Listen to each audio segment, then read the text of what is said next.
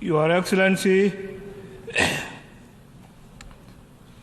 Dennis Francis, President of the 78th session of the UN General Assembly. Your Excellency, Antonio Guterres, Secretary General of the United Nations. Your Majesties, Your Excellencies, Heads of State and Government, distinguished delegates, ladies and gentlemen, before my remarks, I would like to express my heartfelt condolences to the people of the Kingdom of Morocco and the Republic of Libya who have lost their loved ones in the recent natural calamities. South Sudan stands in solidarity with them during this difficult moment in their respective countries. Excellencies, on behalf of the people and government of the Republic of South Sudan, I stand before you today to reaffirm our commitment to world peace and security. We are committed to global efforts aimed at addressing challenges that we face as a human family. We are also committed to multilateralism and international cooperation as the best means of achieving our shared aspirations. Within this context, we are hopeful that together we can rebuild trust among member states and reignite global solidarity on the basis of sovereign equality of all states as enshrined in the founding charter of this esteemed organization.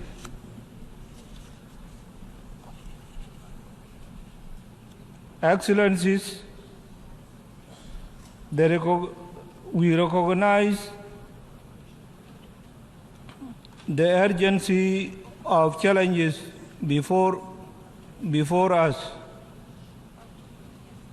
We are also aware of concerted action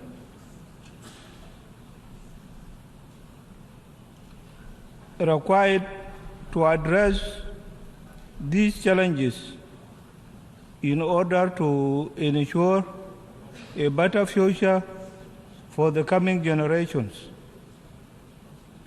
To this effect, South Sudan has developed sustainable development goals, rescue plan with the focus on 7 SDG targets. This plan provides a roadmap of a better future for our people. And given that education is the key that will allow us to achieve our SDGs rapidly, I am pleased to report that South Sudan has made some progress in its education sector. Since our independence in 2011, our Constitution, for example,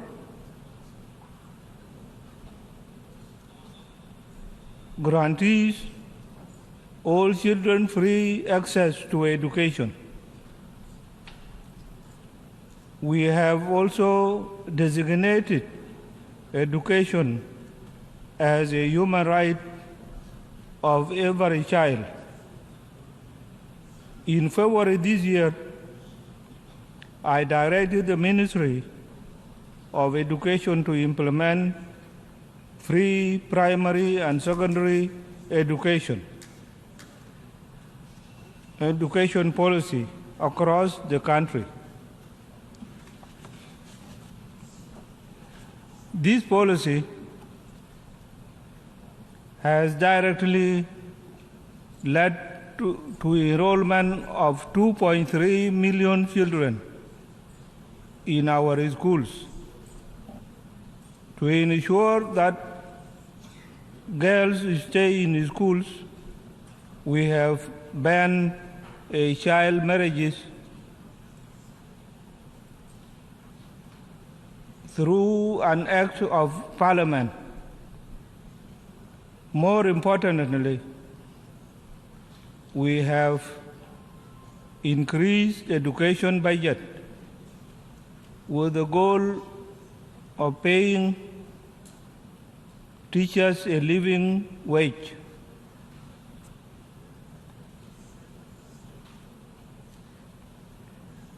In the health sector,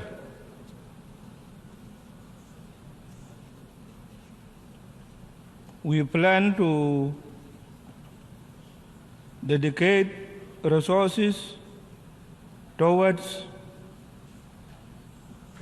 providing affordable and standard health care. And this will be done through primary health care approach that is inclusive and cost-effective. Excellencies, on climate change, South Sudan is dedicated to addressing its adverse impact. We plan to prioritize sustainable and use sustainable land use, promote renewable energy, and collaborate with international partners to reduce carbon emissions and protect our environment for generations to come. While working on this, it is only fair for us to call upon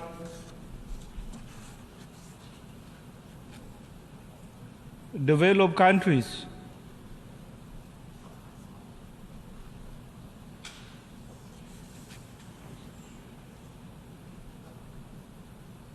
to cut their emission by 45% and honor their pledges of availing funds for mitigation, adaptation, and loss and damage to the developing countries.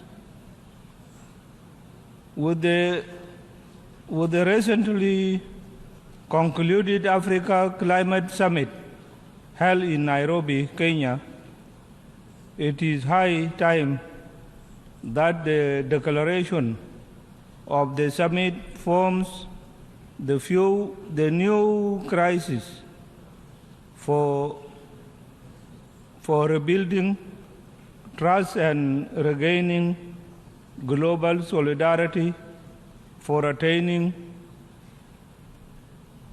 the 2030 agenda Excellencies, we acknowledge the political, humanitarian, and security challenges we have faced as a country since 2013. However, we have turned the corner with the signing of the revitalized peace agreement in 2018. Now we are determined to build on the commitments of our revised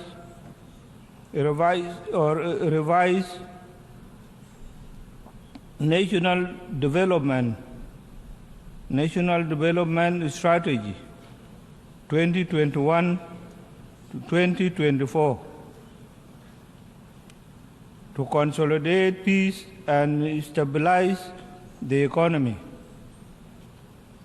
Ongoing public, financial,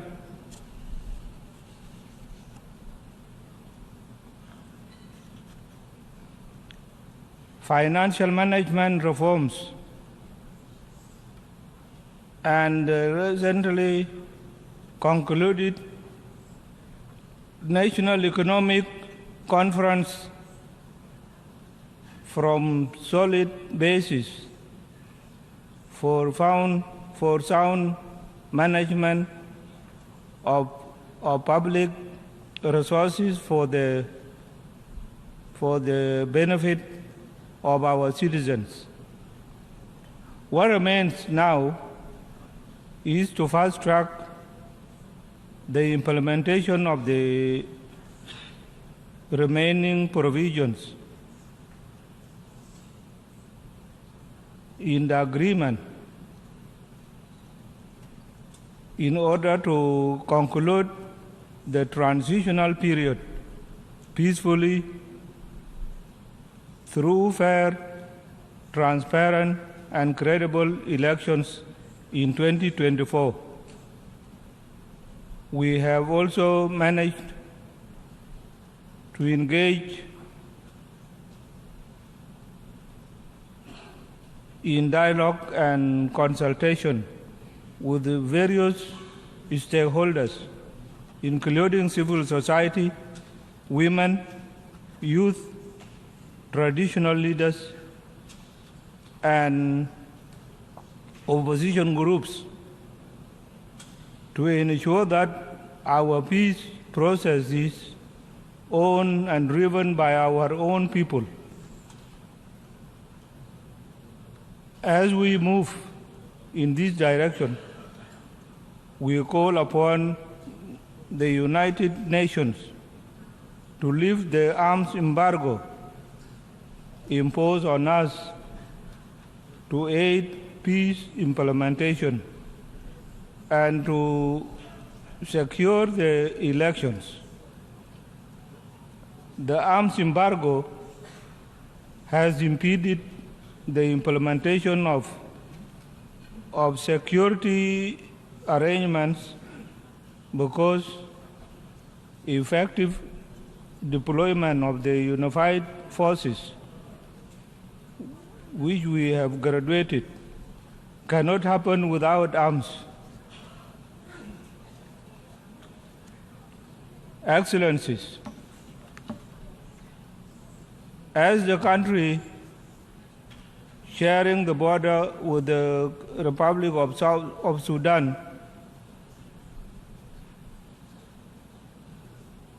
South Sudan has received thousands of Sudanese refugees and our returnees since the conflict broke out in the Sudan in April 2023.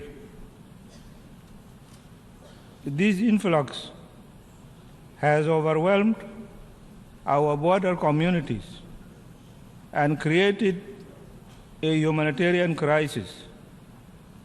I'm appealing to the international community to avail resources to help refugees and displaced persons who crossed into South Sudan. While the world is dealing with multiple crises, we call for a provision of sustained support to these displaced persons as we work on how to restore peace and stability in Sudan. In closing, South Sudan stands before this esteemed assembly as a resolute partner in the collective pursuits of a better future for all. I extend our hand of friendship to fellow member states, international organizations, and civil society. Thank you very much and for your kind attention to these remarks. Thank you.